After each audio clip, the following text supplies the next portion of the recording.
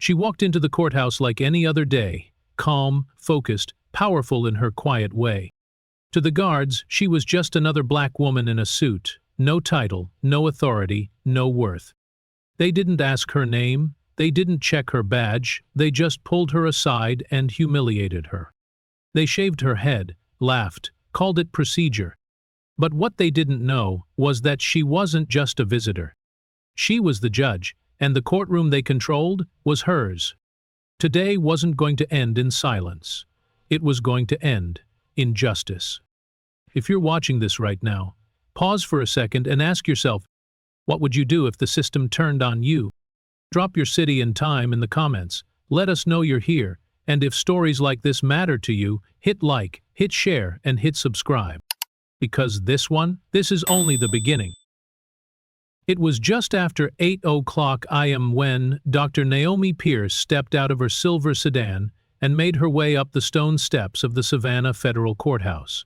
The sun was barely cresting over the rooftops, casting long amber streaks through the trees that lined the square. Her navy blazer fit sharp against her shoulders, a crisp white shirt beneath, and a slim leather portfolio gripped in one hand. Her heels clicked quietly against the pavement, a sound she had grown used to, deliberate, unapologetic. Each step spoke, "I belong here."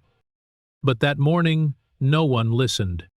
Naomi didn't wear her robe in public, never had. She believed in walking through the world as a citizen, not a title. She had fought too long and too hard to be reduced to symbolism. Her presence was enough. Or at least it should have been. As she neared the main entrance, the energy around the security checkpoint shifted. A large officer, Deputy Martin Doyle, stepped forward. Mid-50s, built like a linebacker, his uniform pressed stiff, jaw locked in permanent skepticism. He raised a gloved hand and stopped her before she could even step into line. "Ma'am, step aside," he barked. Not a question, a command. Naomi blinked once, measured. "Is there a problem, officer?" Doyle's eyes raked over her, hair twisted neatly into silver coils, clean-pressed pants, calm eyes that didn't waver. That calm bothered him, it always did. To him, authority had a look, and she didn't fit it. "No ID displayed," he muttered. "You can't just waltz into a federal building looking like that." Naomi reached slowly into her jacket and retrieved her credentials. A federal judge's badge, polished, official. She held it up to him. He didn't really look, just took it, turned it over, and without a word slipped it into his pocket. She blinked. "I'd like that returned," she said, voice steady. But he didn't respond. Instead, he stepped closer, too close. "You in a rush, sweetheart?" The word dripped off his tongue like oil on water. Naomi didn't flinch. She didn't raise her voice. "I have a courtroom to get to." "Then you'll follow my procedure," Doyle snapped. "Random screening, this way." He gripped her upper arm, hard, and steered her toward a side hallway, away from the usual traffic. Down a corridor she had never noticed, one with no windows, no cameras in sight. A security room waited at the end. Inside, a steel chair, a scanning cart, and, of all things, a pair of electric clippers on a metal tray. Naomi's chest tightened. "I don't consent to this," she said firmly. "You have no cause to detain me." "You're acting suspicious," Doyle shot back. "That's cause enough." He motioned to the chair. "Sit." She didn't move. "You think that badge means something? Not in here, not to me." Two more officers entered. One grabbed her left wrist, another stood behind the chair. Her voice rose, not in panic but in protest. "This is a violation. I want your names, now." No one responded. Doyle picked up the clippers. "What are you doing?" Naomi demanded. "Standard protocol," he said, eyeing her hair. "You could be hiding something in that mop." Naomi tried to stand. A hand forced her down. The clippers buzzed to life. She felt it before she saw it. A cold vibration against her scalp, then the dull fall of silver strands to the tiled floor. One, then another, then another. "Let me see it," Isabel said. Then she realized that the strands... She didn't scream. She didn't fight. Her fingers clenched the arms of the chair, knuckles pale, but her expression remained still, stoic, like a soldier under siege. Laughter echoed behind her. "She looks better already," one muttered. "Should have come in here with some respect," Doyle added. "Now you look presentable." The clippers clicked off. Her head was uneven, stripped, shaved not out of policy but out of prejudice. "You'll regret this," she said quietly. "People like you always say that," Doyle sneered. And with that it was over. He opened the door and motioned her back out into the hall. "You're free to go, courtroom's that way." She rose slowly, retrieved her badge from his desk, didn't look back, didn't run. Her legs trembled slightly, but her steps were steady. Inside her rage burned, cold and quiet, not the kind that explodes, the kind that sharpens. They had no idea who she was, no idea what they had done. And in less than 10 minutes they were going to find out. Because Naomi Pierce wasn't just another face in a hallway. She was the judge, and she was about to take her seat. Naomi Pierce stepped back into the hallway, her breath slow and deliberate. The buzz of the clippers still echoed in her skull, a phantom sound layered beneath the thud of her own heartbeat. The hallway stretched before her like a tunnel, long, gray, and heavy with silence. As she walked, people moved aside instinctively, not out of respect but confusion. Her head was unevenly shaved, bits of her once proud silver coils still clinging to the fabric of her jacket. Some stared, others looked away quickly, embarrassed for her, unsure of what they'd just witnessed, or perhaps complicit in pretending it hadn't happened. Naomi didn't stop. She didn't acknowledge the whispers or the stolen glances. Her heels struck the marble floor with a steady rhythm. She carried no robe, no entourage, just a name and a title no one had cared to ask for. The courtroom was just ahead. The air grew colder as she neared the double doors, but her purpose burned hotter with every step. Inside, the room buzzed with the quiet murmur of attorneys, journalists, clerks, and observers. It was a highly anticipated morning. A federal misconduct hearing involving officers accused of using excessive force during a protest last year. Cameras weren't allowed, but every seat was filled. It was a room brimming with expectation, though none could predict what was about to unfold. Naomi was supposed to enter from the side chamber. Her judicial robe had been laid out in preparation. Her clerk was likely pacing inside, wondering where she was. But Naomi wasn't entering as planned. That day demanded something different, something bolder. She paused outside the courtroom doors for a beat, then pushed them open with both hands. Conversations halted, heads turned, time slowed. The sight of her stunned the room. Gasps whispered across the wooden benches. A woman, half-shaved, eyes cold as glass, walking down the center aisle like it belonged to her. And it did. Attorneys shifted in their seats. A few recognized her, most did not. Some thought she was a witness, a victim, maybe a protester. But the silence grew heavier as realization set in. She walked past the plaintiff's table, past the defense, past her own court staff, now frozen in disbelief. She stepped behind the bench, her chair, tall, leather-bound, dignified, waited. Her robe lay folded neatly over one armrest. Without a word, Naomi picked it up. No one moved to help her, no one dared. She slipped it on slowly, one sleeve at a time, each movement deliberate, each breath steady. When it settled across her shoulders, it wasn't just cloth. It was armor. She looked to the court clerk. The young woman swallowed hard, voice cracking. "Docket is ready, Your Honor." Naomi gave a single nod. She lowered herself into the judge's chair. The leather creaked beneath her. Then, finally, she looked up, and her eyes locked on Deputy Doyle. He stood by the side door, exactly where he had stationed himself earlier that morning. His arms had been crossed, posture confident, but now his shoulders drooped slightly. His eyes flicked away as soon as she met them, the color drained from his face. She didn't flinch, didn't blink, didn't address him. Instead, she turned back to the court. "We will begin with preliminary testimony in Case 1279F, she said, her voice calm and razor-sharp.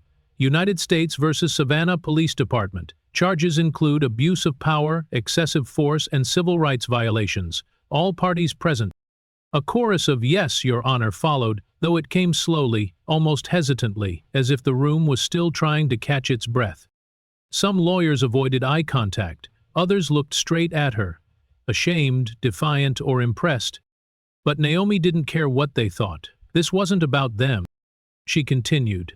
Her voice never faltered. The courtroom settled under her authority, not her title, but the sheer force of her presence. And all the while, Deputy Doyle stood motionless, a man who had believed himself untouchable, who had grabbed clippers without question, who had laughed as her hair fell to the floor. Now, he looked like a man haunted by the weight of a mistake too massive to undo. The courtroom belonged to Naomi Pierce, and this was only the beginning. The courtroom hummed with a silence that wasn't really silence at all. It was tension thick enough to taste. Naomi Pierce sat tall behind the bench, her robe now fully in place, her hands calmly folded before her. But her presence had shifted the atmosphere entirely. It wasn't just that she held authority, it was the way she reclaimed it, quietly, without rage or spectacle, but with a precision that sliced deeper than any shout ever could. All eyes were on her, but she didn't rush. She let the silence stretch just long enough for it to settle into the bones of every person in the room. Then she looked down at the docket, flipped a page, and spoke. "Before we proceed with testimony," she said, her voice even, "I'd like to address a matter of immediate concern." She looked up, her gaze cut clean through the room and landed on Deputy Martin Doyle, still posted by the side door like nothing had happened. He stood straighter when she said his name. "Deputy Doyle," she said simply. The name itself felt heavier coming from her mouth, like it was no longer just an identifier, but an indictment. He hesitated. "Yes, Your Honor." His voice was quieter than it had been that morning. His arrogance had thinned. "Step forward," she said. A beat passed, then another. A few heads turned in his direction, then quickly snapped back, not wanting to be caught watching. Doyle's boots thudded against the floor as he moved toward the center of the courtroom. Every step he took felt like it echoed longer than the last. By the time he stood in front of her, center stage, he looked like a man walking toward a ledge. Naomi waited for the murmur to die down before continuing. "State your full name for the record," she said. Doyle blinked. "Excuse me?" "You heard me." He cleared his throat. "Martin Doyle?"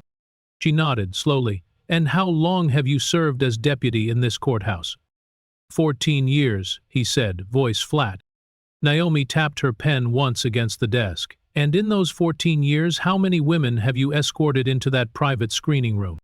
The color in Doyle's face began to fade. I don't know. I haven't kept count." "I see," she said. "How many of those encounters resulted in complaints being filed against you?" Doyle looked around. No one was coming to his defense. "I'm not sure, Your Honor." She leaned forward just slightly. Her voice didn't rise, but it grew colder. 12. 12 formal complaints. Filed, buried, dismissed. You want to know how I know that number? Because I read every one of them. Names, dates, descriptions, consistent patterns, repeated language. You've assaulted, harassed, or violated at least a dozen women in this courthouse. And you did it under the protection of procedure. The room was dead silent.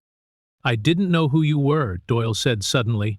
"I thought—" "And that," she cut in, "is exactly the problem.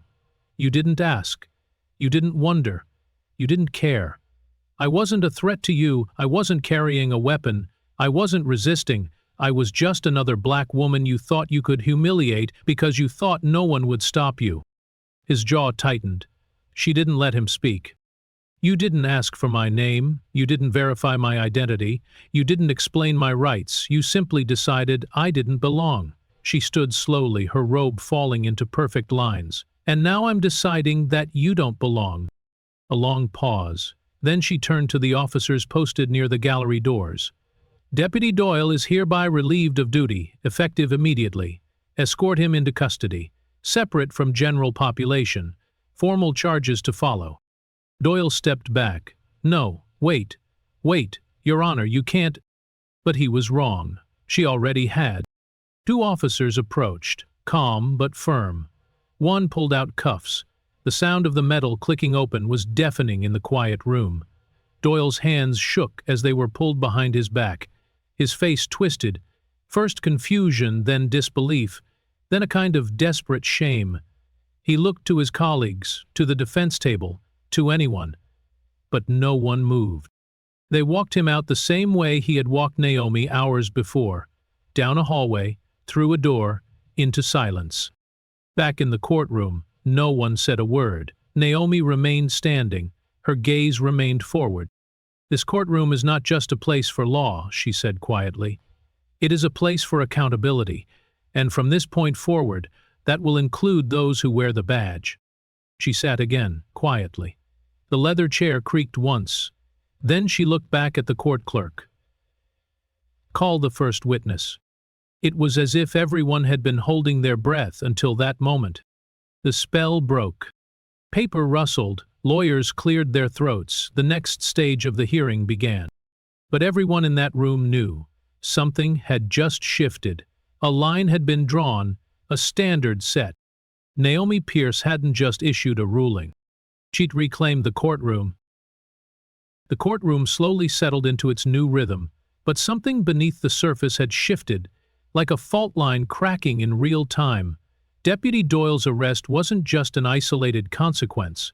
It was a signal, a crack in the wall that for years had seemed impenetrable, and the people in that room felt it. Lawyers stopped checking their watches. Journalists leaned in. Even the bailiffs stood a little more still. Naomi Pierce didn't just change the tone, she changed the rules. The first witness took the stand and testimony resumed. A young man recounted his experience during a protest, how officers pushed him to the ground for holding a sign, how they kicked him while shouting he was resisting arrest, though his arms were raised the entire time. Naomi listened, took notes, never flinched, but her eyes occasionally scanned the room. She wasn't just hearing testimony, she was watching the room watch itself. During a short recess, the room emptied quickly. Most avoided looking at Naomi as they passed, but a few glanced her way, and then, unexpectedly, one stopped. A clerk in her early 20s, wearing thick-rimmed glasses and holding a binder too large for her arms, stood hesitantly at the base of the bench. "Your Honor?" she said quietly. Naomi looked down. "Yes?" "I saw it," the young woman whispered. "What happened this morning? Outside the screening room?" Naomi didn't respond at first. She just studied the young woman's trembling hands. "I should have said something," the clerk continued. "I wanted to. I froze." Naomi stood and walked slowly to the edge of the bench. She didn't raise her voice. She didn't ask for more. She simply said, "Thank you. That matters." The girl looked like she might cry, but nodded anyway. "If you need someone to testify, I will." Naomi reached out and rested a hand gently over hers. No words, just a moment of recognition. That's how it began. By the time the recess ended and the courtroom refilled, word had already begun to spread. Naomi could see it in the way people whispered, passed notes, glanced toward the back row. There was a subtle urgency in the room now. Something that wasn't there before. A shift in gravity. The next witness was called, but before she could even be sworn in, another voice echoed from the gallery. "Your Honor," a woman said, standing. Naomi turned.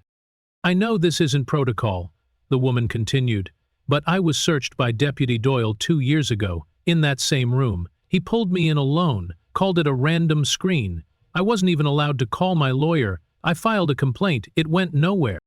The courtroom froze. Naomi didn't silence her, she simply nodded. "Thank you for speaking." And then another voice. "He did the same to me. I was 17. Then another. "He threatened me, said if I complained, I'd never be allowed back in the building." Hands started to rise. Half the room seemed to shift forward. What followed wasn't chaos, it was collective courage. In the span of 5 minutes, Naomi Pierce heard 5 more stories. None of them were on the official record, none of them had been followed up on, but they all shared the same details: isolation, silence, dismissal. Each one had been tucked into a drawer labeled unsubstantiated. Naomi asked for a notepad. The court clerk began writing names, dates, contact information. No one interrupted, no one objected, because this wasn't about court anymore. This was about truth. Once the room calmed, Naomi stood. "I understand these are not part of today's docket," she said, her voice steady. "But every voice in this room matters. What you're doing, coming forward like this, it's what accountability looks like." She let her eyes scan the room again. "If you've experienced abuse by any officer of this court, filed or unfiled, I ask that you speak to my clerk during recess. These stories will not disappear, not this time." And then she sat. It was a declaration more powerful than any gavel. Outside, the story had already started to ripple. Reporters were filing blurbs through their phones. A live stream clip of Naomi ordering Doyle's arrest was circulating online, captioned only, "She didn't flinch." Comments flooded in, people asking who she was, saying they had never seen a judge do that before, saying maybe, finally, someone was listening. Inside, more stories poured in during lunch recess. A retired court janitor stopped by the clerk's desk. So did a former intern. One of the security guards, newly hired, left a note. "I'm not supposed to say this, but I've seen it too." Naomi didn't eat. She reviewed every statement as it came in. When the court reconvened that afternoon, something was different. People didn't just take their seats. They sat taller, firmer. The courtroom didn't feel like a courtroom, it felt like a stage for reckoning. And Naomi? She no longer looked like the woman who walked through those doors humiliated. She looked like a storm that had found its voice. Naomi Pierce stood in her chambers, alone. The afternoon sun filtered through the high windows, casting long golden shadows across the floor. On the desk before her were a dozen witness statements, most handwritten, some typed in haste, all of them echoing the same pattern: abuse, silence, dismissal. She'd been reviewing them for over an hour, her eyes scanning each page, not just as a judge, but as someone who had lived the consequences of being ignored. She didn't pace, she didn't rant, she sat in silence, letting the weight of it settle. Not just the personal weight of what had been done to her, but the collective burden these people had carried alone for years. It wasn't just Doyle, he was the symptom, the face. But the disease was systemic, and Naomi understood something now with perfect clarity: this courtroom had been complicit. She opened a drawer and pulled out a blank legal pad. On the top line she wrote in bold letters, "Mandate." Below it she began outlining policies, one after the other, not as reaction, but as reform. By the time her clerk knocked on the door, she had filled 4 pages in longhand. "Your Honor," the clerk said, stepping inside. "There's media outside, national press. They've gotten wind of what happened this morning." Naomi didn't look up. "Let them wait. They're asking for a statement." "You'll give them one." She handed over the top sheet. "Tell them this is being filed as court policy immediately, effective today." The clerk's eyes widened.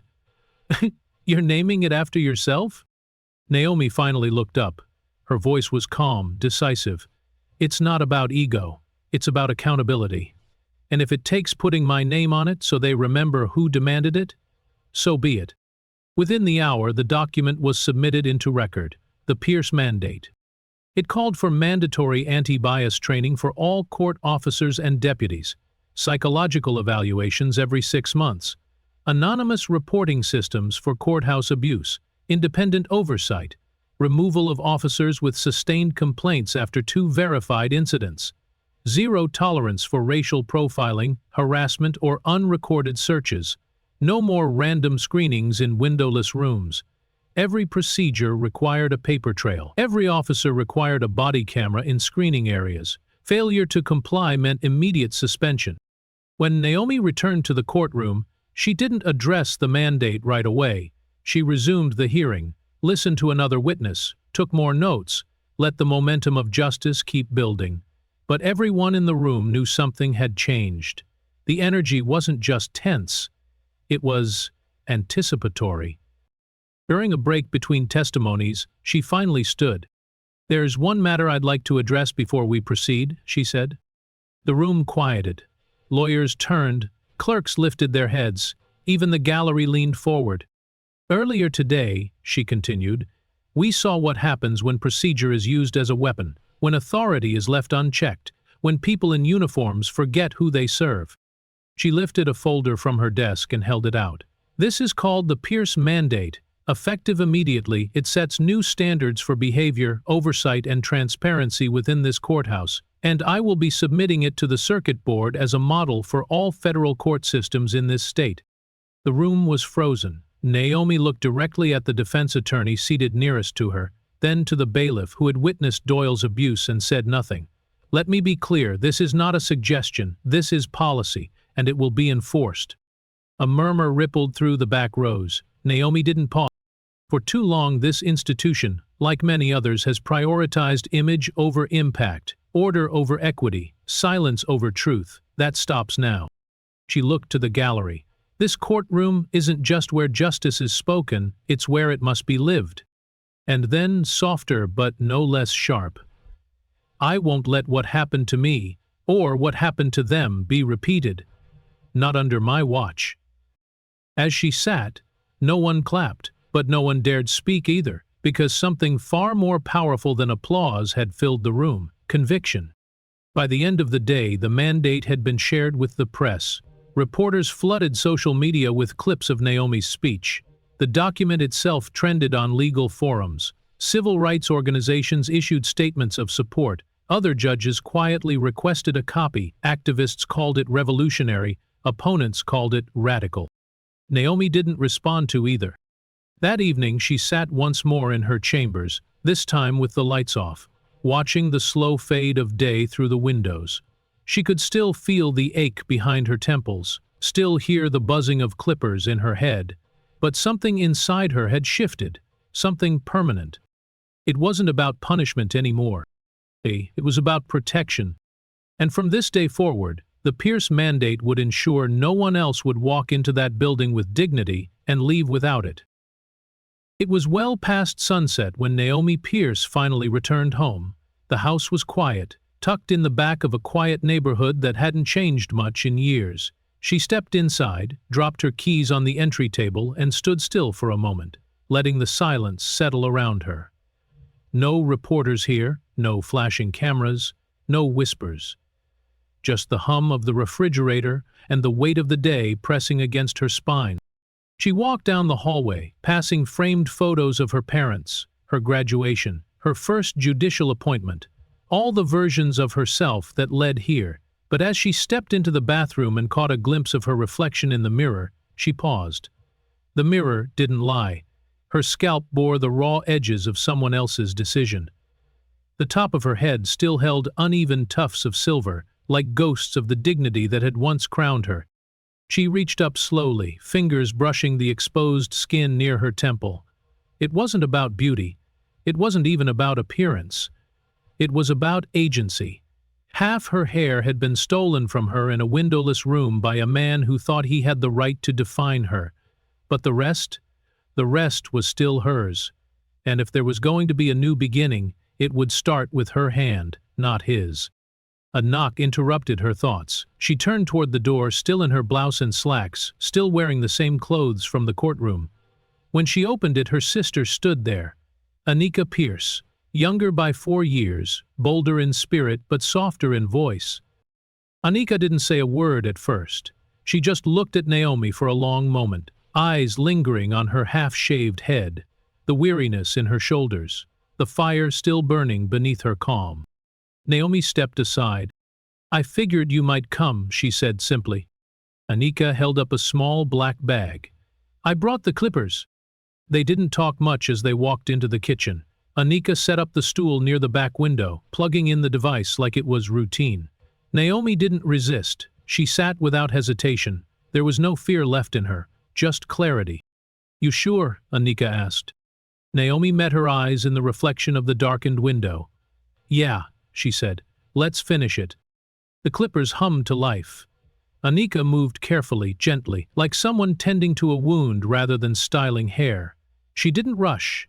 She paused between passes, wiping stray strands from Naomi's shoulder. Neither of them spoke for a while. The only sound was the soft vibration of the blade and the occasional whisper of falling hair against the hardwood floor. Naomi stared ahead, not into the window, not at her sister, but inward. She thought about every moment that had led her here, the way Doyle had grabbed her arm, the cold steel chair, the laughter. She remembered the numbness, not from fear, but from restraint, the decision not to scream.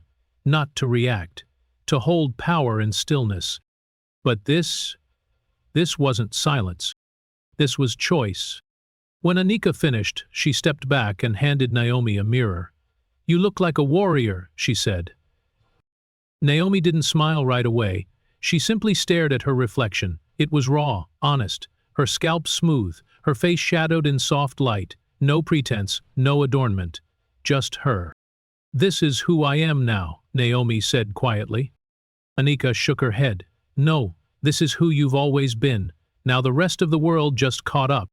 That made Naomi laugh, a short, unexpected sound that filled the room like sunlight. She stood, brushing the loose hair off her shirt, and stepped out onto the back porch. The night air was cool, sharp against her skin. Somewhere in the distance, a dog barked. A car passed. Life, ordinary and uninterrupted, moved on. But she stood still, grounding herself. She hadn't just survived the day, she had reclaimed it. The next morning, Naomi didn't cover her head. No scarf, no wig, no hat. She walked into the courthouse with her chin lifted, the sun catching the curves of her scalp like it was meant to. Some people looked, a few whispered, but most simply stepped aside. Inside, the halls felt different, not quieter, just more awake. When she passed the bailiff station, one of the younger officers gave a small nod, respectful, not pitying. Another, a janitor she'd known for years, pressed a fist gently to his chest as she walked by. The gesture said everything. By the time she entered the courtroom, the gallery was already full. People rose instinctively before the clerk even announced her. Naomi walked to the bench, her robe draped over her arm. She didn't rush. She let every step echo. This wasn't just a return. It was a declaration that no matter what had been stripped from her dignity, hair, control, none of it had been taken. It had simply been paused, and now she was here to take it all back. By noon the following day, the courthouse steps were no longer just stone and shadow. They were a stage. And on that stage stood people, dozens at first, then hundreds, gathered without invitation, without signs of chaos, but with a shared sense of purpose that made every square foot of ground feel like sacred territory. What began as whispers inside the courtroom had spilled out into the streets. Naomi Pierce's name had gone from internal memo to national headline in less than 24 hours. First it was local press, then regional, then national. Video footage from inside the courtroom, grainy but clear, captured the moment Deputy Doyle was ordered into custody. A single clip of Naomi's calm voice saying, "Escort him out. Charges to follow," had already amassed over 2 million views. But it wasn't just the drama of the arrest that captured people. It was the way she didn't raise her voice, the way she stood, not to retaliate, but to restore. She had been humiliated and shaved like a prisoner, but walked into her courtroom minutes later, not broken, but burning with quiet authority. That image, it did something. Outside the courthouse, the first to arrive were survivors, people who had also been searched, dismissed, touched without consent. Some brought documentation, others just brought memories they hadn't dared say out loud until now. One woman in her 60s carried a photo of herself from 2009, the year she'd filed a complaint that was never answered. A young man held a handmade sign, 12 complaints, 0 action until now. Local clergy showed up next. Reverend Elijah Green, a longtime community voice, arrived just after noon. He wore a gray suit and a darker expression. He didn't carry a Bible. He carried a clipboard, and on it, a list of names. "They were never called to testify," he said when the press asked, "but they're ready now." By mid-afternoon, the crowd had doubled. Not loud, not angry, just present. A silent show of support more powerful than shouting. People stood shoulder to shoulder, some holding hands, others just watching the entrance like it might open at any moment and change everything. Naomi watched from her chambers. She could see them through the tall windows. Their stillness, their resolve. It wasn't a protest, it wasn't even a rally. It was something more solemn, more collective. It was the sound of a city holding its breath. Her clerk entered quietly, holding a sealed envelope. "Your Honor," she said, The Department of Justice just delivered this. Naomi opened it without hesitation. It was a formal notice. Charleston Federal Courthouse was now under federal review. An internal investigation was underway. Past complaints, hiring protocols, and all disciplinary files involving security personnel were to be submitted immediately. A line at the bottom of the letter read, "This review has been prioritized due to the unprecedented public response and media attention surrounding your courtroom." Naomi folded the letter and placed it on her desk. The noise from the street didn't fade. If anything, it seemed to grow more focused. Cameras had arrived, not the kind that shout and chase, but the kind that observe quietly, carefully, like history was unfolding in slow motion. Reporters from national outlets lined the barricades. Civil rights lawyers flew in from Atlanta, New York, even Los Angeles.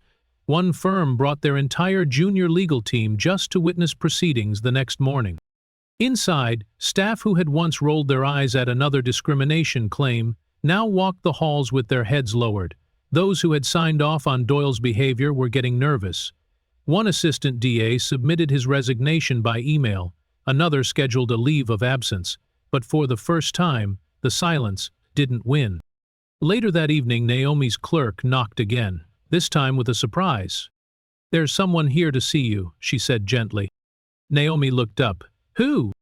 The door opened, and in stepped a woman she hadn't seen in nearly a decade. Denise Talley, former record supervisor, crisp blazer, glasses perched low on her nose. She looked older than Naomi remembered, but not smaller. "I kept my mouth shut for too long," Denise said, voice firm. "But if you'll let me, I'm ready to speak." Naomi didn't ask what she meant. She knew. Denise pulled out a folder. Inside, copies of complaints she'd been ordered to mark as resolved, printouts of emails from superiors instructing her to bury Doyle's file, even a scanned memo from a retired judge, Mahoney, explicitly instructing that complaints involving internal discretion were not to be escalated. Naomi took the folder and stared at it for a long moment. "Why now?" she asked softly. Denise met her gaze. "Because you stood up, because you didn't flinch, and because I knew if I stayed silent now I was no better than them." That night Naomi didn't go home. She stayed late, reviewing every document. She cross-referenced statements, built timelines, noted patterns. The truth wasn't just damning, it was systematic. Her former mentor had signed off on nearly every dismissed complaint, the same mentor who had once said to her, "You're exactly what the bench needs, just don't shake it too hard." And now she was shaking it down to the foundation? By midnight, Pierce's mandate was trending worldwide, but Naomi wasn't watching. She was writing, drafting motions, building records, preparing to turn tomorrow's courtroom into something far greater than a place of law. She was turning it into a reckoning, because the public had awakened. And now, so had the system. The morning after Denise Talley delivered the folder, Naomi Pierce arrived at the courthouse early, long before the halls filled with chatter and tension. She sat at her desk in her chambers, a mug of untouched coffee growing cold beside her, and opened the file again with slow, deliberate hands. She already knew what was inside. But rereading it wasn't about confirmation, it was about preparing herself to face what she could no longer deny. 12 formal complaints, dozens of informal reports, all connected to Deputy Martin Doyle, and all of them signed off as resolved by the same name, Judge Terrence Mahoney. Naomi stared at his signature. It hadn't changed in decades. Elegant, smooth, always finished with a confident curl. The same signature that once graced her letter of recommendation. The same man who called her the future of the judiciary and gave her her first seat on the bench. He wasn't just a colleague. He was her mentor, her advocate, her shield. And now, the very name she'd once associated with trust was the one buried under a mountain of institutional failure. She turned the page. A memo, confidential, 5 years old. It was addressed from Mahoney to the then head of courthouse security. One line stood out like it had been burned into the paper. "Doyle may be rough around the edges, but he keeps order, especially with certain groups. Best to leave well enough alone." Naomi let the paper fall onto the desk. Her breath tightened. There it was. The quiet part said out loud, the kind of language that never made it into press releases, never got repeated in confirmation hearings, but it lived in memos, in silence, in the shoulder shrugs and closed-door meetings. She closed the folder slowly and looked at her reflection in the dark computer screen across from her. Her shaved scalp had started to show soft regrowth. It didn't look like strength. It didn't look like weakness. It just looked like truth. Undeniable, vulnerable, exposed. Her intercom buzzed. It was her clerk. "Your Honor, we just received an inquiry from the Senate Judiciary Committee. They're requesting your statement on oversight failures tied to the Doyle incident. And there's more. 2 retired judges and 1 former district attorney just resigned this morning. No press, just stepped down." Naomi didn't respond immediately. She just nodded, even though no one could see her. "Thank you," she said quietly. "Bring in the attorneys, all of them. I want the gallery full today. We're going to finish this." An hour later, the courtroom was standing room only. National press lined the back rows. Students from a nearby law school filled the gallery, notebooks in hand. Civil rights lawyers sat front row, flanked by community organizers. This wasn't just a hearing anymore. This was history writing itself, line by line in real time. Naomi entered from the side door, no robe this time, just her suit, her voice, and the folder. She stepped up to the bench and stood behind it without sitting. "Before we begin with closing arguments," she said, "I'm entering into record a new set of materials." She nodded to her clerk, who distributed copies to both tables. The room hushed as the attorneys flipped through the pages. "These are the complaints previously filed against Deputy Doyle," she said, "along with internal memos, suppressed evidence, and the names of every individual who signed off on dismissing them." The defense attorney stood abruptly. "Your Honor, this material wasn't provided in discovery." Naomi held up a hand. "Sit down." Her voice wasn't loud. It didn't need to be. She turned to the gallery. "Let the record show that this court is no longer interested in protecting institutions at the expense of individuals. We are no longer pretending that silence is neutrality." She paced slowly, methodically, like a surgeon in the middle of a delicate operation. "Every signature in this folder represents a choice," she continued, "not a mistake. A choice to ignore victims, a choice to protect predators, a choice to preserve an illusion of justice while allowing rot to grow underneath." She looked down at the last page in her hand, Mahoney's memo.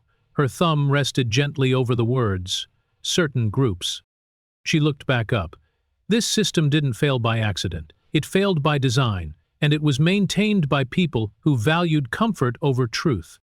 A man in the back stood up, gray beard, weathered hands. "Your Honor," he said quietly, "can I speak?" Naomi nodded once. He stepped forward.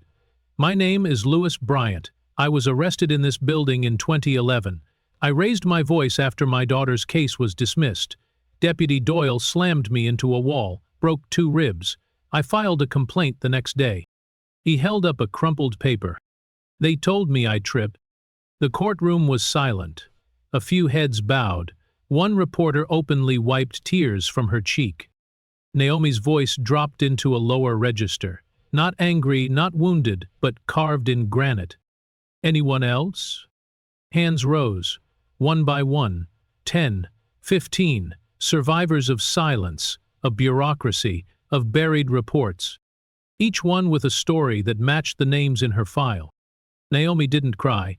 She didn't tremble. She simply watched as the truth rose all around her, unapologetic, undeniable, uncontainable. And in that moment, she knew. She wasn't just holding court. She was rewriting what justice looked like, from the inside out. Rain began to fall just before noon, washing over the courthouse like a final cleansing. It wasn't violent, but it was heavy, a steady, unrelenting curtain of water that mirrored the weight of what was about to happen inside. Naomi Pierce stood behind the bench, looking out over a courtroom packed beyond capacity. No seats were empty. No voices dared rise above a whisper. Even the air felt still, as if the building itself was waiting to exhale. She wore her robe again, not out of tradition, but as armor. The very same robe she had once felt proud to wear, then ashamed to reclaim, now rested on her shoulders with renewed purpose. It no longer symbolized her position, it embodied her resolve. She tapped the gavel once. The sharp echo silenced what little noise remained. "This court," she began, "is now prepared to issue final judgment in the matter of United States versus Deputy Martin Doyle, and subsequent review of institutional failures tied to his conduct." She let the words settle. "I will not list again the accounts already spoken, the pain already shared. The documents now entered into the public record speak for themselves.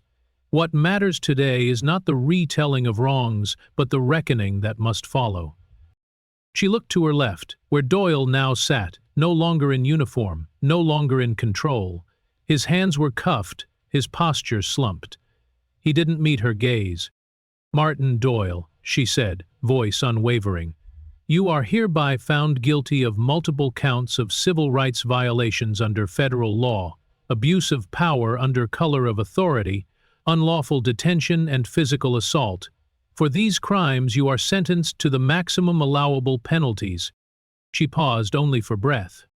6 years imprisonment for abuse of power, 5 years for violation of civil rights, an additional year for obstruction of justice. Your time will not be served among general population, and you will be remanded immediately. She turned to the marshals. "Take him away." The marshals moved efficiently. Doyle stood shakily and was escorted out without protest, but as he reached the exit, Naomi added one more line. "And Deputy Doyle, for the record, the courtroom you once used to intimidate others will now remember you as a warning." The doors shut behind him. She faced the room again. But she wasn't done. Naomi lifted the folder one last time. "This court also refers to federal authorities the names of 13 individuals listed within this file, including former Judge Terrence Mahoney, for formal investigation into misconduct, suppression of justice, and ethical violations tied to systemic abuse of court procedures. Resignation is not immunity." There was a shift in the room. One of the defense attorneys lowered their head. Another reached for a handkerchief, not to wipe sweat, but to hide their expression. No one interrupted. No one dared. Naomi continued. "This court also enters into immediate recommendation that all federal courthouses under this district conduct mandatory independent audits of internal complaint procedures. Furthermore, I am submitting the Pierce mandate for formal consideration at the Federal Judiciary Council and urging congressional review for national implementation." She placed both hands on the bench.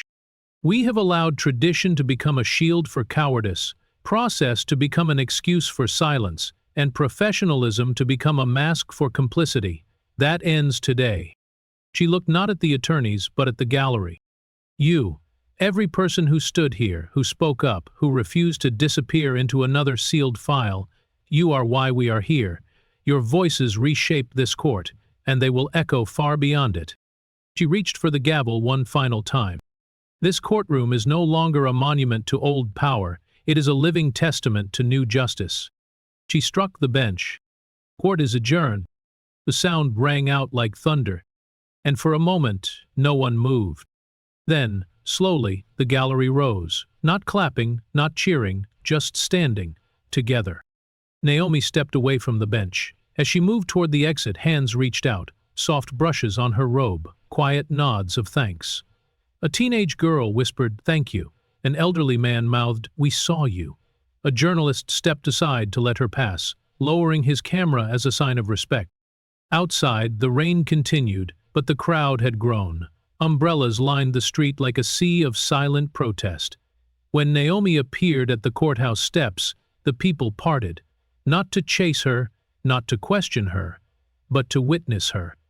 There were no chants, no slogans, just quiet, reverent, present. A woman stepped forward, middle-aged, worn eyes. She held up a copy of the Pierce mandate, laminated, highlighted, folded in half. "My daughter's a law student," she said. "She printed this. She said, 'This is what I want to fight for.'" Naomi nodded, and in that moment, she understood. She hadn't just delivered a verdict. Shaw said, changed the course of the conversation. What happened in that courtroom would not fade with the news cycle. It would not be dismissed as a dramatic anomaly. It would be studied, cited, replicated. And that was justice. Weeks passed, but the echoes of that verdict did not fade. Naomi Pierce's name was no longer just associated with a courtroom. It had become shorthand for something larger, a symbol, a turning point. Her image, the moment she struck the gavel in silence after reading the final verdict, circulated across social platforms, legal forums, and news specials. But she didn't bask in the spotlight.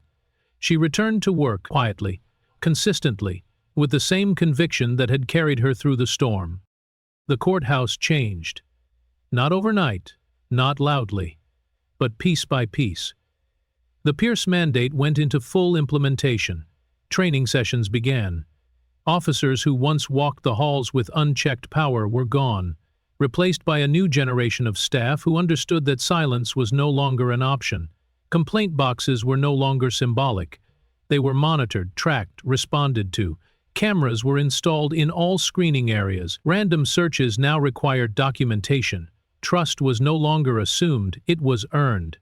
One morning, Naomi arrived at her chambers and found a note slipped under the door. A sticky note. No name, no signature. Just 6 words, written in neat, slanted handwriting. I applied to law school because of you. She stared at it for a long time. Later that day, she spoke to a class of high school students, an event she nearly declined out of exhaustion. But something inside her said yes. The auditorium was packed. They didn't want a lecture. They wanted a story. And Naomi gave them one. She didn't dramatize it. She didn't soften it. She told them the truth. About power, about loss, about the cost of silence and the price of speaking up. At the end, a girl in the second row raised her hand and asked, "Do you still believe in justice?" Naomi paused, then said, "I believe in people. I believe in their ability to see the cracks in the system and fix them with their own hands. That's what justice is to me now. Not perfection, not punishment, but action." The audience stood when she finished, not out of politeness, but because they understood they had just been handed something rare: hope without illusion, truth without cruelty, leadership without ego. Back at the courthouse, Naomi resumed her cases. Civil disputes, custody battles, land use arguments. The kind of legal work that wasn't dramatic, but essential. She treated each one with the same care she gave the headline-making trial, because to her, justice was never about the scale of the case. It was about the presence of dignity in the process. In her office, the walls remained mostly bare. No awards, no framed headlines. Only one photo had been added recently. A candid snapshot of the crowd standing silently in the rain outside the courthouse the day she delivered her verdict. Some held signs, some held umbrellas, but all stood with purpose. Someone had mailed it to her anonymously. On the back, in black ink, "You didn't walk alone." One afternoon, the clerk, who had once trembled while reading Naomi's docket, walked into her office with a different posture, confident, calm, smiling. "I've been accepted to Columbia Law," she said. Naomi rose from her chair and crossed the room. "Then it looks like we'll be needing a new clerk," she said, and pulled her into a quiet, proud embrace. Outside of Charleston, the ripple effects continued. Other judges in other districts requested copies of the mandate. Some invited Naomi to speak, to consult, to help them implement similar reforms. A few resisted, criticized, said she had politicized the bench. Naomi never responded. She let the results speak. One state senator drafted a bill directly modeled after her reforms. In its opening clause, it referenced her by name, not to flatter, but to acknowledge impact. Inspired by Judge Naomi Pierce's leadership in ensuring equity and oversight in judicial procedures. Months later, a major law school invited her to deliver the keynote at their commencement. She accepted, on one condition, that every graduate receive a printed copy of the Pierce mandate with their diploma. On the day of the ceremony, she stood behind the podium, wearing a black gown that no longer felt ceremonial, but earned. She didn't speak about glory, she spoke about responsibility, about what it meant to hold power, and what it meant to hold the system accountable when it betrayed its own mission. She ended with a challenge. If your job ever asks you to stay silent when you know someone is being hurt, say something anyway. If your system tells you to protect its reputation instead of its people, choose the people. And if anyone tells you that justice is a fantasy, remind them it only is when good people stay comfortable. The graduates rose in unison. Naomi didn't linger after the event. She didn't stay for handshakes or photo ops. She returned to Charleston, to her courtroom, to her work. Because legacy, she believed, wasn't built in one verdict or one speech. It was built in the choices people made when no one was watching. And as long as her bench remained, she would be watching for all the right reasons. They thought humiliation would silence her. But Naomi Pierce didn't just survive, she changed everything. From a courtroom chair once soaked in silence, she stood up and turned it into a stage for reckoning. From a name nearly erased, she built a mandate that will protect generations, and from the deepest violation of her dignity, she forged a legacy of truth, resilience, and justice. This wasn't just a story about a judge. It was a story about power, who wields it, who abuses it, and who dares to take it back. So if you've ever felt overlooked, underestimated, or silenced, remember Naomi. And remember, one voice, when steady enough, can become a gavel that shakes the walls. If this story moved you, if it made you feel seen, if it reminded you that justice isn't just written in law but lived through action, like this video. Share it with someone who still believes change is possible.